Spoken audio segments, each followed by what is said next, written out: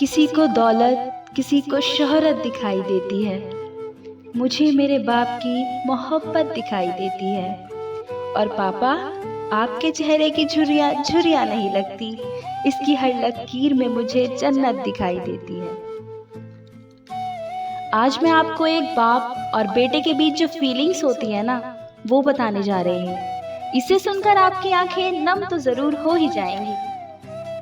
नन्ही सी आंखें और मुड़ी हुई उंगलियां थी, नन्ही सी आंखें और मुड़ी हुई उंगलियां थी। ये बात तब की है जब दुनिया मेरे लिए सोई हुई थी। घर में खाने के वादे थे, पर एफडी में पैसे जुड़ रहे थे। उनके खुद के सपने अधूरे थे, पर मेरे लिए बुन रहे थे। ये बात तब की है जब दुनिया मेरे लिए सोई हुई थी। वक्त कटा, साल बढ़ा, पर सब भी जब अनजान था, मैं फिर भी उनकी जान था, मैं फिर भी उनकी जान था। सुबह फज्र के वक्त तक गोदी में खिलाते, झूलों में झुलाते, फिर दिन में कमाते, शाम में चले आते। कभी खुद से परेशान, कभी दुनिया ने सताया था। एक बाप ही था जिसने मुझे रोते हुए हंसाया था। अल्फाजों से तो गूंगा था मैं, पर वो मेरे इशारे समझ रहे थे। अल्फाजों से तो गूंगा था मैं, पर वो मेरे इशारे समझ रहे थे। मैं खुद इस बात से हैरान हूँ आज कि कल वो मुझे किस तरह से पढ़ रहे थे। पापा तो छोड़ो यार, अभी आह भी निकला न था। पापा तो छोड़ो यार, अभी आह भी निकला न था, पर वो मेरी हर फरमाइशों को पूरा कर रहे थे। और मैं भी उनके लाड प्यार में अब ढलने लगा था। घर से वो निकल ना जाए, अब उनके कदमों पर नजरें रखने लगा था। दरवाजों की चौखट को तकने लगा था। जब होती थी दस्तक तो वॉकर से झांकने लगा था। देखकर उनकी शक्ल मैं दूर से चिल्लाने लगा था। जो भी इशारे मुझे आते थे, उससे उन्हें बुलाने लगा था। वो भी छोड़ छाड़ के सब कुछ मुझे सीने से लगाते थे। कभी हवा में उछालते थे, कभी घोड़ा बनकर अपनी पीठ पे बैठाते थे। मेरी एक मुस्कान के लिए कभी हाथी तो कभी घोड़ा बन जाते थे। और सो सकूं रात भर सुकून के साथ, उसके लिए पूरी रात एक करवट पे बिताते थे।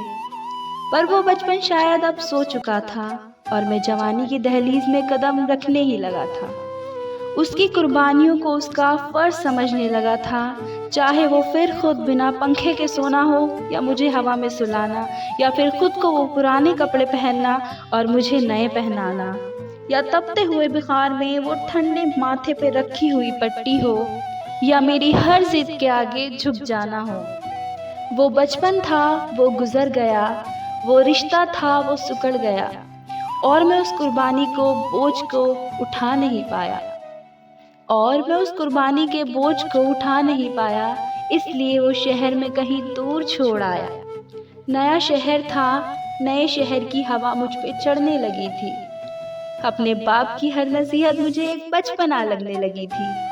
काम जो मिल गया था, पैसा जो आने लगा था, क्या जरूरत है बाप को, ये सोच मुझ में पलने लगी थी। और उधार मेरा बाप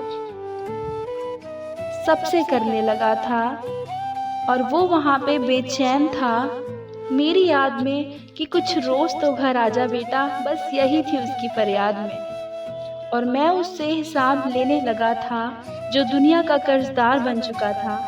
क्या जरूरत है तुम्हें पापा इतने पैसों की, अभी ये सवाल करने लगा था। अब घड़ी का कांटा फिर पलट चुका था। कल तक मैं किसी का बेटा था, आज किसी का बाप बन चुका था। और हसरतों का स्वेटर मैं भी बुनने लगा था। कल क्या करेगा मेरा बेटा, मैं भी यही सोचने लगा था।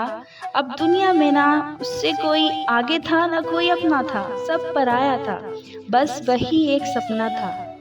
तब मुझ में एक जज्बात उमड़ने लगा था, जिस जज्बात से मैं हमेशा अनजान था कि कल क्या गुजरी होगी मेरे बाप पे। अब मुझे ये समझ आने लगा था, बेलौज मोहब्बत की मूरत होती है बाप। जो लफ्जों में ना बुना जाए और कलमों से ना लिखा जाए, वो होता है बाप। जो रोते हुए को हंसा दे और खुद को माजूर बना के तुम्हें खड़ा कर दे, वो होता है बाप।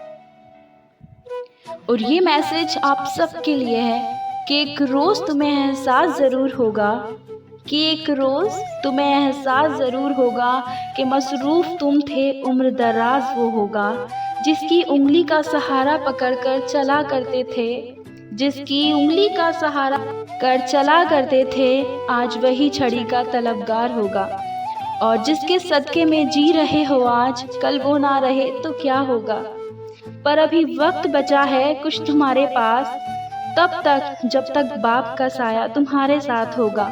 और जन्नत के तलबगार हो तो सीने से लगा लेना, अगर जन्नत के तलबगार हो तो सीने से लगा लेना, क्योंकि वही कल जन्नत का सरदार होगा। सब गिले शिकवे मिटा के चिपक जाना उसको, क्योंकि आज तो बाप है पर वो कल तुम्हारे पास नहीं होगा। लड़खड़ाई कश्ती किस्मत की तुमने हर बार संभाला है, बंदे के लिबास में खुदा है आप जिसने हमको पाला है। दुनिया के हर बेटे से ये रिक्वेस्ट है कि अपने बाप को कभी अकेला ना छोड़े। बहुत उम्मीद लगा के पालते हैं एक बाप अपनी औलाद को कि बड़ा होके वो उसका सहारा बनेगा, तो हमेशा अपने बाप का सहारा बनने की कोशिश करना, पर उन्हें कभी बेसहारा मत करना, कभी बेसहारा मत करना।